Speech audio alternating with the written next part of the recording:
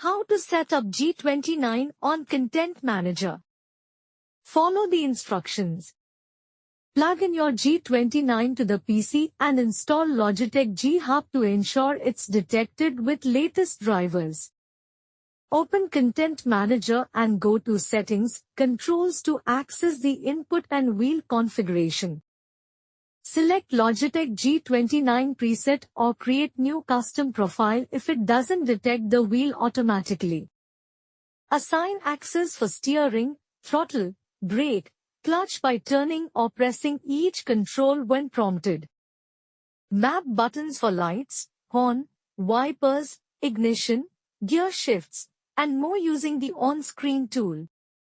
Set force feedback gain between 60–80%, adjustment force and damper for realistic road feel. Adjust advanced settings like steering gamma, filter, and pedal dead zones for better accuracy.